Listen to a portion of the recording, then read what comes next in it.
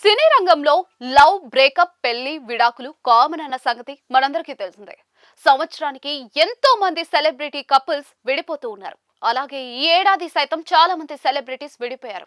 పెళ్లి చేసుకుని విడాకులు తీసుకున్న జంటలు కొన్ని, అలాగే పెళ్లిపీటలు ఎక్కకుండానే బ్రేకప్ చెప్పుకున్న జంటలు మరికొంతమంది ఉన్నారు. అయితే ఈ ఏడాది ఎవరెవరు విడిపోయారో తెలుసుకుందాం. Hyderabadi tennis star Sania Mirza, Pak cricketer Shoaib Malik ఈ ఏడాది ప్రారంభంలోనే విడిపోతున్నట్లుగా ప్రకటించారు. ఆ తర్వాత షోయబ్ మరో పెళ్లి చేసుకున్నారు.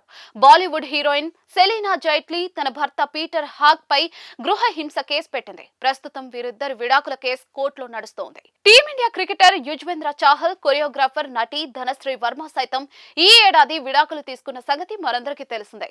బుల్లితెర నటీనటులు శుభాంగి ఆత్రే, పీయూష్ పూరే 2003లో పెళ్లి చేసుకున్నారు. వీరు ఈ సంవత్సరం ఫిబ్రవరిలో విడాకులు తీసుకున్నారు. మరాఠీ సింగర్ రాహుల్ దేశ్పాండే, నేహా ఈ ఏడాది విడాకులు తీసుకున్నారు. ఈ విషయాన్ని సెప్టెంబర్లో ప్రకటించారు. Hollywood actress Nicole Kidman, singer cum musician Keith Urban సైతం విడిపోయారు.